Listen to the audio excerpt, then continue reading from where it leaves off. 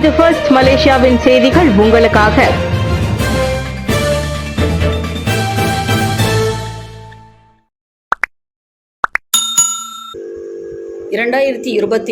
உலக டூரியான் போட்டியில் அரசன்களின் அரசன் பட்டத்தை வென்ற மலேசியாவின் மூசாங் கிங். பழங்களின் அரசன் என்ற பட்டப்பெயருக்கு சொந்தமானவை டூரியான் பழங்கள். இதில் யாருக்கும், குறிப்பாக மலேசியர்களுக்கு மாற்று கருத்தே கிடையாது. இந்நிலையில் அந்த அரசன்களுக்கு எல்லாம் அரசன் என்ற பட்டத்தை மீண்டும் ஒரு முறை உறுதி செய்துள்ளது மலேசியாவின் மூசாங் கிங் டூரியான் பழங்கள். சிலாங்கூர் பாங்கி கோல்ஃப் ரிசோர்ட்டில் நடைபெற்ற 2025 உலக டூரியான் போட்டியில்தான் மூசாங் கிங் அம்மகுடத்தை சூடியது. பினாங்கு முதல் ஜோகூர் வரை, பாகாங் முதல் கெடா வரை மலேசியாவின் 96 மிக சிறந்த டூரியான் பழ வகைகள் போட்டியில் பங்கேற்றன. உணவு நிபுணர்கள், சமையல்காரர்கள் மற்றும் டூரியான் பிரியர்களை உள்ளடக்கிய நடுவர்கள் இனிப்பு, கசப்பு, நறுமணம் மற்றும் தனித்துவமான கிரீம் தன்மை ஆகியவற்றை ஒருங்கே கொண்ட டூரியான் பழங்களை தேடினர். துபாய் கிங், டெக்கா, கிங்கோங், D13 போன்ற முன்னணி டூரியான் வகைகள் கடும் போட்டியை கொடுத்த போதும் தனித்துவம் மிக்க மூசாங் கிங்கின் அருகில் கூட அவற்றால் வர முடியவில்லை. கடைசியில் விகோ ஃபார்ம் தோட்டத்தில் விளைந்த இனிப்பான கிரீம் போன்ற அலாதி சுவையுடன் கூடிய தங்க நிற மூசாங் கிங் டூரியான் பழங்கள் மிக சிறந்த டூரியான்களாக வாகை சூடின. விவசாயம் மற்றும் உணவு உத்தரவாத அமைச்சர் டத்தோ ஸ்ரீ முகமது சாபு அந்நிகழ்ச்சியில் சிறப்பு வருகையாளராக கலந்து கொண்டு அரசன்களுக்கு எல்லாம் அரசன் பட்டத்தை மூசாங் கிங்கிற்கு வழங்கினார். மூசாங் கிங் தவிர்த்து பிளாக் தோரன், D24 உள்ளிட்ட மலேசிய டூரியான்களும் உலக அளவில் புகழ்பெற்றவையாகும். 120 ஆண்டுகள் பழமையான 10 பெராண்டம் ஸ்ரீ சுப்பிரமணியர் தேவஸ்தானத்தின் 5வது மகா கும்பாபிஷேகம். மலாக்கா 10 பெராண்டாமில் 120 ஆண்டுகள் பழமை வாய்ந்தது ஸ்ரீ சுப்பிரமணியர் தேவஸ்தானம். 10 பெராண்டாம் நதிக்கரை ஓரத்தில் அழகுற அமைந்துள்ள இந்த முருகன் திருத்தலம் மலாக்கா தம்பின் ரயில் பாதையை அடுத்துள்ள அரசாங்க தரிசு நிலத்தில் 100 ஆண்டுகளுக்கு முன்பு அமைக்கப்பட்டதாகும். பிறகு படிப்படியாக முன்னேற்றம் கண்டு ஆலயம் வளர்ந்து 1966ஆம் ஆண்டு அது முதல் கும்பாபிஷேகம் கண்டது. இந்நிலையில் மனோகரன் தலைமையிலான தேவஸ்தானத்தின் முயற்சியில் ஆலயம் மறுசீரமைக்கப்பட்டு திருப்பணிகள் முடிந்து இன்று அக்கோயில் தனது 5வது மகா கும்பாபிஷேகத்தை விமரிசையாக நடத்தியுள்ளது. சுய பிரகாச சிவகாம ஞானபானு சிவ ஸ்ரீ PD சண்முகம் குருக்கள் தலைமையில் நடைபெற்ற கும்பாபிஷேகத்தில் சுற்று வட்டார மக்கள் திரளாக பங்கேற்று திருமுருக பெருமானின் அருளை பெற்றனர். ஒரு சிறிய ஆலயமாக தோன்றி இன்று பெரிய தேவஸ்தானமாக வளர்ந்து நிற்கும் இந்த ஸ்ரீ சுப்பிரமணியர் ஆலயம் மலாக்காவில் தைப்பூசத்திற்கு பெயர் பெற்றதாகும். ஆண்டுதோறும் 5000 முருக பக்தர்கள் ஒன்று கூடி இங்கு தைப்பூச திருவிழாவை சிறப்பிப்பர். இது தவிர்த்து இந்து சமய சொற்பொழிவுகள், பஜனை கூட்டங்கள் போன்ற நடவடிக்கைகளும் இங்கு தொடர்ந்து நடைபெற்று வருகின்றன. செப்பாங் பந்தய தளத்தில் பந்தயத்தின் போது தீப்பிடித்து எரிந்த BMW கார். SIC எனப்படும் செப்பாங் அனைத்துலக பந்தய தளத்தில் நேற்று நடைபெற்ற ஒரு பந்தயத்தின் நடுவே BMW கார் தீப்பற்றி கொண்டதால் பரபரப்பு ஏற்பட்டது. மதியம் 12 மணி வாக்கில் நிகழ்ந்த அச்சம்பவத்தில் எரிபொருள் டேங்கியில் ஏற்பட்ட கசிவால் 4வது வளைவில் கார் தீப்பற்றியது. இதையடுத்து KLIA தீயணைப்பு படையினர் வரவழைக்கப்பட்டு தீ அணைக்கப்பட்டது. தீயில் அக்கார் முழுவதுமாக எரிந்து போனது. எனினும் அதில் உயிர் சேதம் ஏதும் ஏற்படவில்லை என சிலாங்கூர் தீயணைப்பு மீட்பு படை கூறியது. சிலாங்கூரின் ஃப்ரிம் வனப்பூங்காவுக்கு யுனெஸ்கோவின் உலக பாரம்பரிய தல அங்கீகாரம். மலேசிய வன ஆராய்ச்சி கழகத்தின் சிலாங்கூர் வனப்பூங்காவான ஃப்ரிம் ஐநாவின் யுனெஸ்கோ அமைப்பால் உலக பாரம்பரிய தலமாக அங்கீகரிக்கப்பட்டுள்ளது. பிரான்ஸ் பாரிஸில் உள்ள யுனெஸ்கோ தலைமையகத்தில் ஜூலை 6 முதல் 16 வரை நடைபெறும் யுனெஸ்கோ உலக பாரம்பரிய குழுவின் 47வது அமர்வில் 21 உறுப்பு நாடுகள் கூடி அம்முடிவை அறிவித்தன. சுற்றுலா, கலை, பண்பாடு அமைச்சு அதனை அறிக்கை ஒன்றில் உறுதிப்படுத்தியது.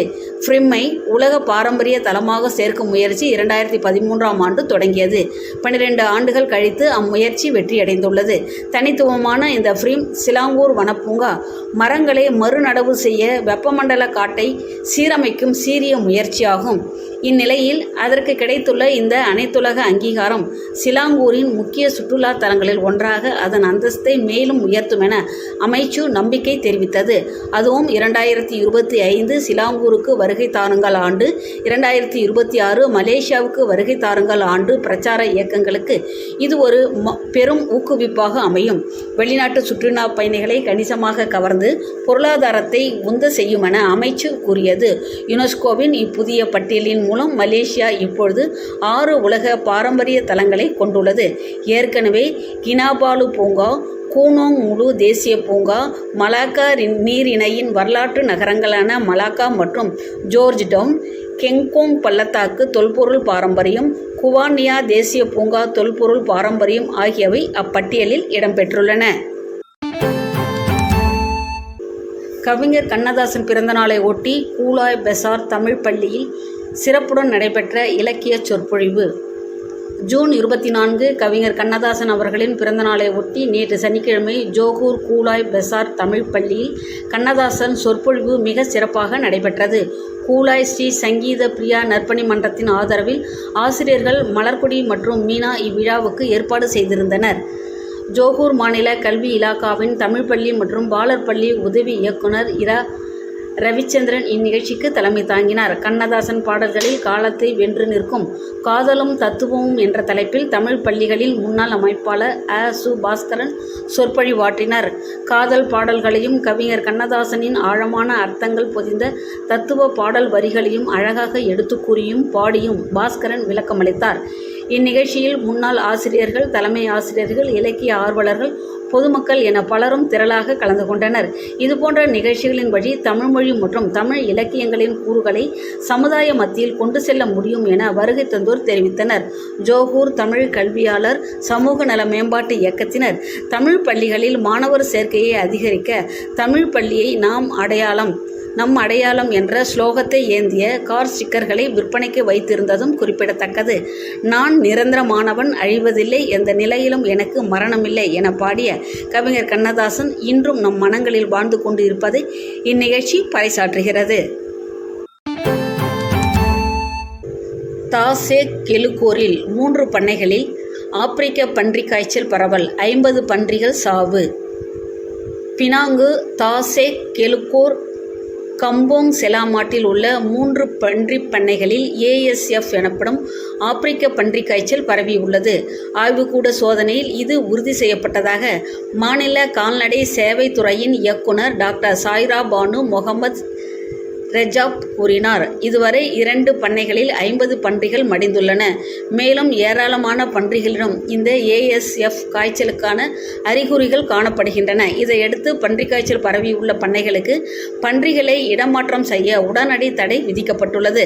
மற்ற பண்ணைகளுக்கோ அல்லது மாவட்டங்களுக்கோ அந்நோய் கிருமி பரவுவதை தடுக்க இது அவசியம் என சாய்ரா பானு தெரிவித்தார். சுற்றுவட்டார பன்றிப் பண்ணைகளில் ஆரம்பகட்ட அறிகுறிகளை காட்டும் பன்றிகளின் மாதிரிகள் பரிசோதனைக்காக எடுக்கப்பட்டு உயிரி பாதுகாப்பு கண்காணிப்புகளும் அதிகரிக்கப்பட்டுள்ளன. இந்நிலையில் பண்ணைகளில் சந்தேகத்திற்குரிய வகையில் பன்றிகள் மடிந்து போகும் பட்சத்தில் உடனடியாக தங்களிடம் தெரியப்படுத்துமாறு பன்றி பண்ணை நடத்துனர்களை சாய்ரா பானு கேட்டுக்கொண்டார். இந்த ஆப்பிரிக்க பன்றிக் காய்ச்சல் மனிதர்களுக்கு பரவாது என்றாலும் பன்றிப் பண்ணை தொழிலை பெரிதும் பாதிக்கும். குறிப்பாக கால்நடை இடமாற்ற தடையால் பண்ணையாளர்களுக்கு பொருளாதார இழப்பை ஏற்படுத்தும் என்பதை அவர் சுட்டிக்காட்டினார். கம்போங் செலாமாட்டில் 63 பன்றிப் பண்ணைகளில் 1,20,000 பன்றிகள் வளர்க்கப்படுவது குறிப்பிடத்தக்கது. பள்ளி வளாகத்தில் மதுபான ஏல விற்பனையா? போலீசார் விசாரிக்கட்டும், அமைச்சர் ஃபாட்லீனா தகவல். ஜோகூரில் பள்ளி வளாகம் ஒன்றில் மதுபானங்கள் ஏலத்தில் விற்கப்பட்டதாக கூறி வைரலாகியுள்ள சம்பவத்தை போலீஸ் விசாரணைக்கே விட்டுவிடுவதாக கல்வி அமைச்சர் ஃபாட்லீனா சிட்டேக் கூறியுள்ளார். அதே சமயம் கல்வி நிறுவனங்களில் ஒழுக்கக்கேடுகள் அல்லது விதி மீறல்கள் நிகழ்வதை அமைச்சு பொறுத்து கொள்ளாது, சம்பந்தப்பட்டோர் மீது நிச்சயமாக நடவடிக்கை எடுக்கப்படும் என்றார் அவர். அந்த மதுபான ஏல விற்பனையின் போது சண்டை நிகழ்ந்தது குறித்தும் அதிகார தரப்பு விசாரித்து வருகிறது. விசாரணையை அமைச்சு அணுக்கமாக கண்காணித்து வருவதாகவும் நிர்ணயிக்கப்பட்ட விதிமுறைகள் பின்பற்றப்படுவதை தொடர்ந்து உறுதி செய்வோம் என்றும் ஃபாட்லீனா சொன்னார். பொந்தியானில் உள்ள ஓர் ஆரம்ப பள்ளி மண்டபத்தில் அந்த மதுபான ஏலம் நடைபெற்ற வீடியோக்கள் முன்னதாக வைரலாகி பொதுமக்கள் குறிப்பாக பெற்றோர்கள் மத்தியில் கவலையை ஏற்படுத்தியிருந்தன. ஏலத்தின் போது அங்கிருந்தவர்களுக்கு இடையே சண்டை மூண்டதும் குறிப்பிடத்தக்கது. பிள்ளைகள் கல்வி கற்கும் இடத்தில் இதுபோன்ற செயல்கள் அனுமதிக்கப்படக்கூடாது என்றும் சம்பந்தப்பட்டோர் மீது தக்க நடவடிக்கை எடுக்க வேண்டும் என்றும் கூறி பல்வேறு தரப்புகள் வலியுறுத்தியுள்ளன. கோவில் கட்டப்படாத நிலங்களை மீட்டுக் கொள்வதா? சிலாங்கூர் அரசின் பரிந்துரைக்கு மஹிமா சிவகுமார் ஆட்சேபம். ஆலயங்களை கட்டுவதற்கு ஒதுக்கப்பட்ட நிலங்கள் மேம்படுத்தப்படவில்லை என்றால் அவற்றை மீண்டும் எடுத்துக்கொள்ளும் சிலாங்கூர் அரசின் பரிந்துரைக்கு மஹிமா தலைவர் டத்தோ என் சிவகுமார் ஆட்சேபம் தெரிவித்துள்ளார். முஸ்லிம் அல்லாத வழிபாட்டு தலங்களை கட்டுவதற்கு மாநில அரசு வழங்கிய நிலங்களை குறித்த காலத்திற்குள் மேம்படுத்தாவிட்டால் அவை திரும்ப பெறப்படும் என ஊராட்சி, சுற்றுலா ஆகிய துறைகளுக்கான சிலாங்கூர் ஆட்சிக்குழு உறுப்பினர் டத்தோ யிங் சுய் லிம் பரிந்துரைத்துள்ளார். இது ஒரு தவறான யோசனையாகும் என அந்த மலேசிய இந்து ஆலயங்கள் மற்றும் இந்து அமைப்புகள் பேரவையின் தலைவர் சுட்டிக்காட்டினார். ஆலயங்களை கட்டுவதற்கு நிலம் ஒதுக்கினால் மட்டும் போதாது, நிதியும் ஒதுக்கப்பட வேண்டும். நிலம் இருந்து நிதி இல்லை என்றால் ஆலயத்தை எழுப்ப முடியாது. ஆக அவர்கள் நினைப்பது போல் ஆலயம் கட்டுவது ஒன்றும் எளிதான காரியம் அல்ல என சிவகுமார் குறிப்பிட்டார். அதே சமயம் நிலம் கிடைத்த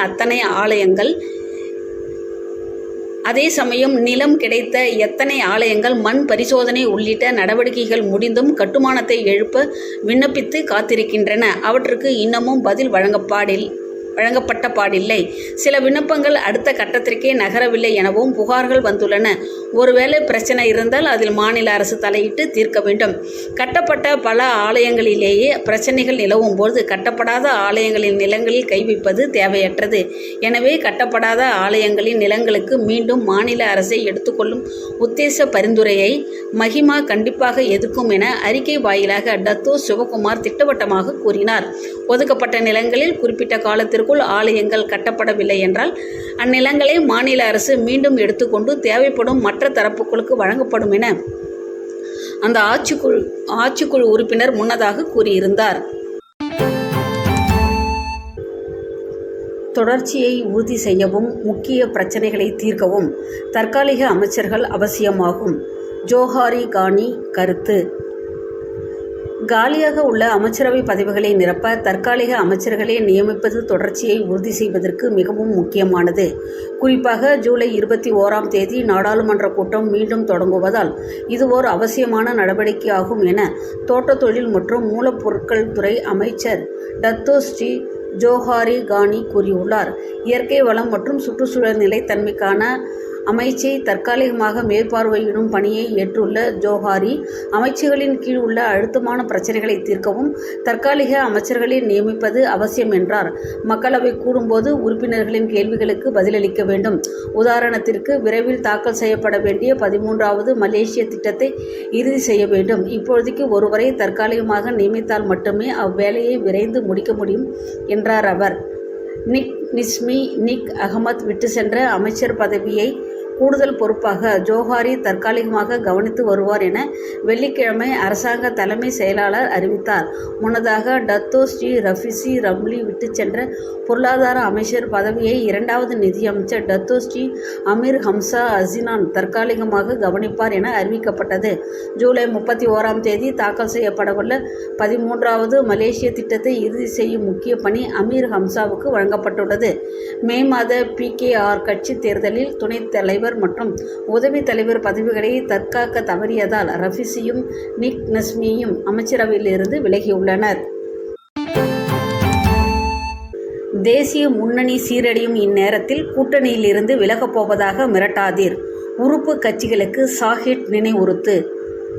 சரிவிலிருந்து சீரழியும் தருணத்தில் தேசிய முன்னணி உறுப்பு கட்சிகளின் கூட்டணியிலிருந்து விலகுவதாக மிரட்டக்கூடாது என அம்னோ தலைவர் Datuk Seri Ahmad Zahid Hamidi நினைவுறுத்தியுள்ளார். இந்த இக்கட்டான காலத்தில் தனது பங்காளிகளான ம.சி.ச.ம.இ.க மற்றும் PPRS கட்சிகளை அம்னோ ஒருபோதும் புறக்கணிக்காது. மாறாக அவர்களை வலுப்படுத்த தொடர்ந்து கை கொடுக்கும் என தேசிய முன்னணி தலைவருமான அவர் சொன்னார்.